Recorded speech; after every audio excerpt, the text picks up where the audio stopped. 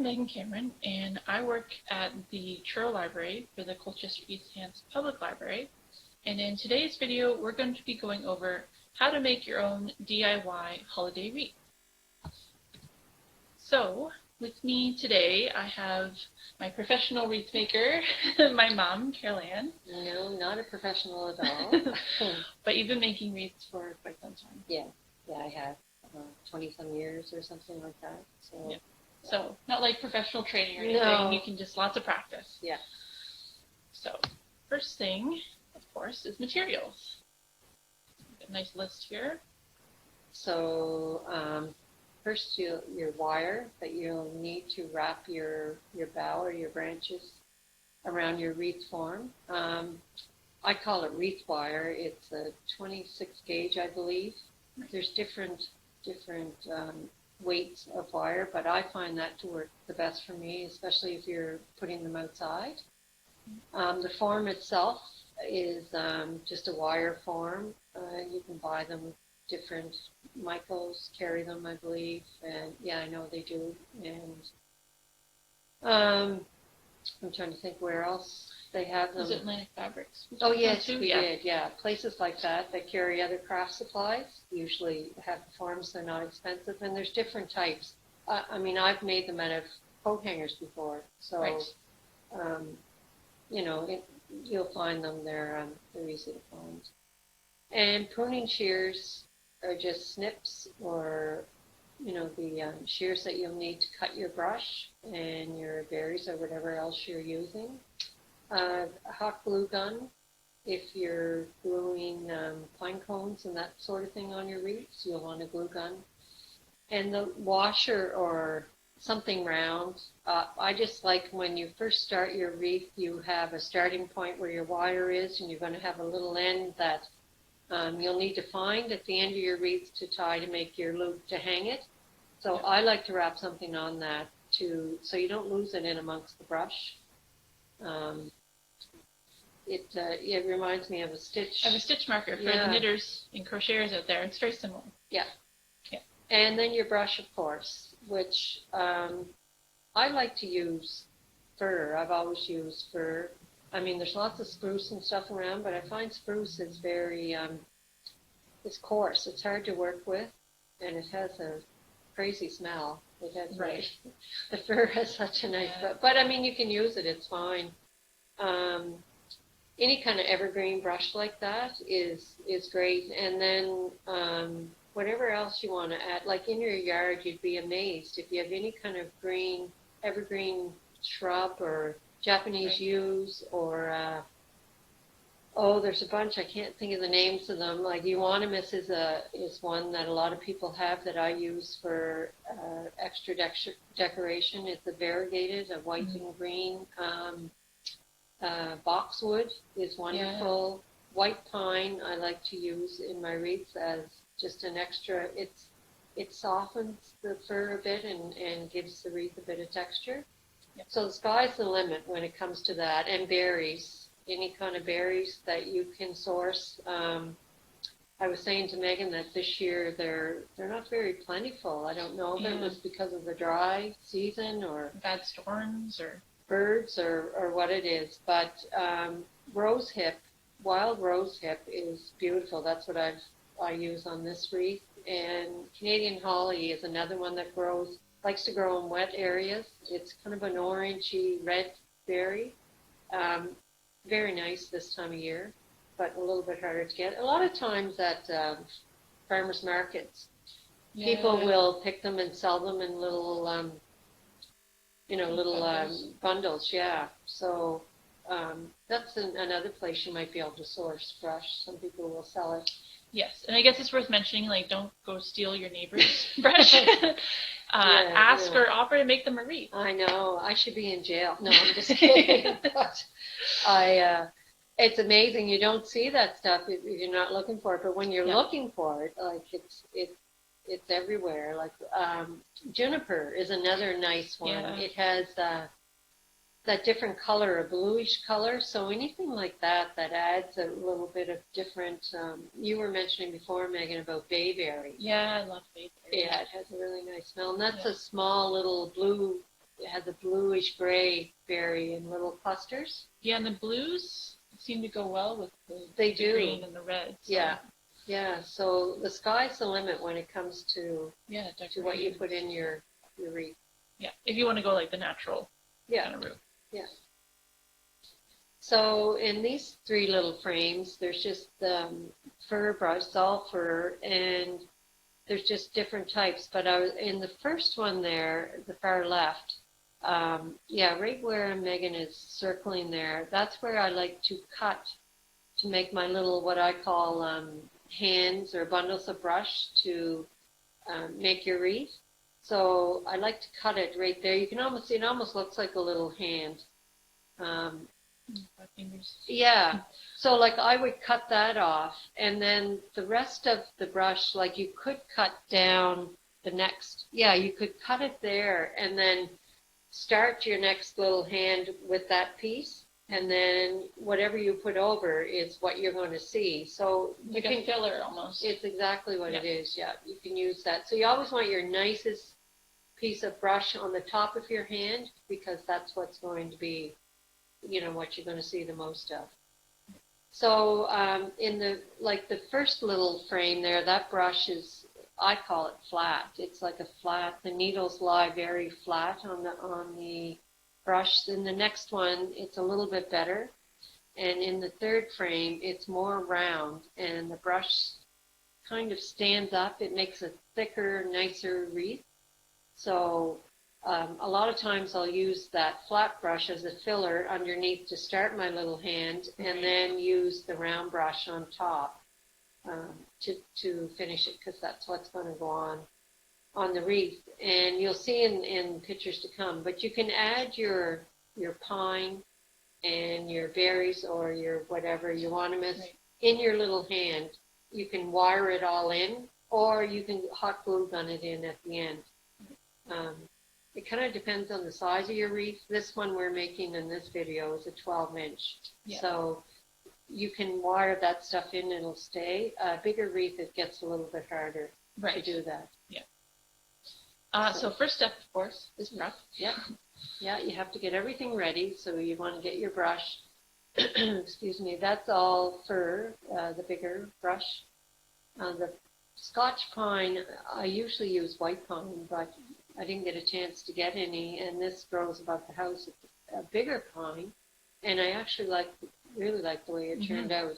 And there's rosehip berries there, and pine cones, and euonymus. That's that variegated I was telling you about. And that's the wreath form, that little round, and your hot glue gun, and pliers, and your wire. There's the 2 types of wire. The one on the right, the black, is what I call wreath wire, and it's a little bit heavier than that green wire. It's almost like a florist wire. I mean, it works, but it's just not as secure. Yeah, if you're making something for inside. Yes, it works fine. Yeah, that stuff would work great. And all these, you even mentioned you can cut them outside. They're all pre-cut, so you're good to go kind of thing. Yeah, I like to take, like, when you're cutting your branches off your tree, you usually take the bigger branch, and then I take it home, and I snip all the smaller pieces off. As you can see in the one on the left there, I'm cutting, that piece. And then you're left with the bare branch, and I just leave that outside, so you're not dragging it in your house. If you have a heated shop or whatever, it's great. You don't have to worry so much. But that on the right is a little hand or bundle of brush, and those are small little pliers, so you can tell that hand is not overly big. You don't want it too big. Based on the size of your wreath. That's right, yeah. I mean, you can make it your own. You can have it thin or small. Yeah, the sky's the limit. It's really all preference and how you want it to look. And just experiment. Yeah. So the very beginning of your wreath. Yeah. This is where you want to start to tie your wire on. So I like to put the roll of wire on the inside of the form, the wreath form. And the first one you put your wire underneath, and you're going to wrap it around the form a couple of times. And that little, the wire, the extra there that you're going to make your loop with, I like to take the roll of wire and cross it over the top of that just to kind of secure it into place, because that's where you're going to finish and make your loop. So that's just the little marker there, that round key ring. Yeah. So this is where you start. You put your first little hand or bundle of brush down, pretty much the center of the bundle on the start of your wire there. And so I'm right-handed, so I like to hold that with my left hand, and then I take the roll of wire with my right, and you just wrap it around 3 times. And this is a single-faced wreath, what we call single-faced. I think, you know, if you're just starting out, it's the first time making a wreath, it's a good idea to do that. You can make a double-sided wreath, which you'll see in a frame later on. I was making a bigger one, and it's double-sided. But I think starting out, a single face is probably just wrap it around. Times I've always done. Give it a little tug when you wrap it, and you can see the euonymus and the berries and everything are wired in as we went along. Yeah. It's good to see where you wrap the wire, kind of near the base of each. Yeah, I like to snip my ends. I don't like to have big long pieces sticking out. It just keeps your wreath nice and uniform, and then you're not trying to hide branches and that kind of thing. So bundles are hands. Yes, this is what I was explaining before. When you have your little hands of brush, you can add your berries, you know, right in as you wire it on. And like I was saying before, you want to have a nicer piece of brush on the top, because that's what's going to be seen as you lay your hands down. You want to have a nicer piece of brush. For sure. Showing, yeah. And it's worth noting to be very careful with rosehip. Oh yeah. It's very, very prickly. Yes, it is. It is hard on your hands, especially if you're making a lot of them. You want thicker gloves even. Yeah, those are just little disposable gloves, but you know, whatever you can use that's comfortable. Yeah. Placement. So the frame on the right is a big wreath I was making at work. It's a 6-foot wreath. It was huge. That's a double-sided one. You can kind of see there. It looks very full. I mean, you can make these single-sided, but I just like the look of a bigger, thicker wreath like that. So you can see as where you would put your next hand of brush would be right where the roll of wire is there. Yeah, you want to lay it down there.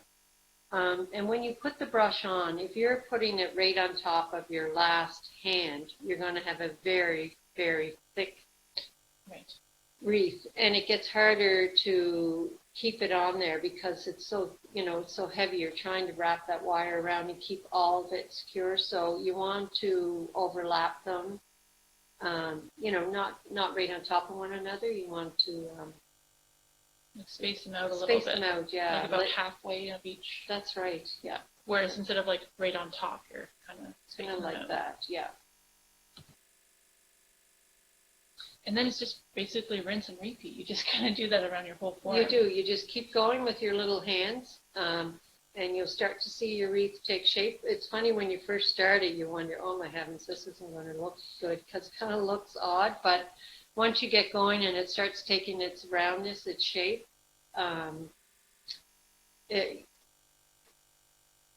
like you'll just see it happening there. And yeah, so then you just want to work up to this last piece here. You want to lift up the very first one you started and take your last one and tuck it in there. So you should be able to see your little end piece with the washer on it. You want to be closest to that as you can get when you finish. And when you're wrapping your wire on your last one there, you want to make sure that you don't wrap the wire across the first one that you started with, because it'll flatten the wreath out. It'll flatten that one spot. You know, the brush will be laying down the wire across it, so you want to do that. Although it's a great spot, you want to put your bow there, or pine cone, or berries, or whatever. You can kind of hide some of your errors there. Yeah, and you'll kind of know when you're making your wreath, when you have your hands down, if they're too big or too, you want to have a hole in the center to make, so if you find there's too much brush there, you want to maybe angle them to the right a bit or trim them up a little bit. That's Right. another thing when you're done. You can take this and you just look at it and you can trim it up. Right. Just take your snips and just snip along there to make it nice and round. You can get a much more uniform sort of exactly. look to it. Yeah. Yeah, you can kind of even see when you finish there, you put it back down and kind of tucked everything in back there. in again. Yeah. Yeah, that video's not playing great, guys. Sorry. It was, of course, fine Yeah. when we tested it out, but that's how technology works. Yeah. But yeah, it's just a matter of tucking it, into that previous one and just wrapping it without wrapping the top on. Yeah, exactly. Okay, gotcha. Decoration. That's very important. Yeah, well, like there's the finished wreath on the left, and we wired all of that in, the pine and the berries and the euonymus as we went along. So I just took a candle and added a little bow and some pine cones to the one on the right, and you could use that as a centerpiece. Of course, fresh brush will dry out inside. You can spritz it with a water bottle, that helps. Or, put it outside at night, or if you had a cooler room or whatever, you could put it in. But, I mean, it will dry out if you take it in the house. But like the sky's the limit when it comes to decorations. A lot of people have themes or color themes or whatever in their house. Like you could bells, whatever, balls or whatever. There's so much that you could do. Different berries. Whatever your color theme. Like this is a very traditional winter wreath, very, just natural. Yeah. But you could, there's like the buffalo plaid super in right now. Yeah. You had mentioned those little candies. The little peppermints or candy canes or... Yeah. You could hang something in the middle of this circle part here. You could do, even like for a child, you could have, different little toys or characters or whatever. Letters. I've seen people do like families, last name, letter. Yeah. And if you're hanging it up on a door or whatever, some people hang from the center down, like say hang something inside the wreath, a bell or a star, or you can add lights to this. You could just have fun with it. You can make a wreath with anything. I mean, you can all year. Definitely. You could do a boxwood one in the spring. Yeah, and use different forms like grapevine or straw. We used to make straw wreaths at Christmas time. Yeah, they're very nice. Yeah. So the sky's the limit, and just experiment and have fun. Mm-hmm. So thank you so much for watching. I hope that was helpful. You can go back and rewatch anything, or, I think the big thing that I get out of it is just you have to practice and have fun with it. Yeah. It it is very simple once you kind of get the hang of it, and once you get going and start seeing it form up, you'll be fine. Yeah. I'm sure, like when I made my first wreath, it's a little wonky. But you learn from it, and you just keep making more. Yeah. Especially if you can do it so affordably, if you have it available to you. So. Oh yeah, I mean, if you have a place where you can get brush and stuff, it's great. Yeah. It's, very simple. Wonderful.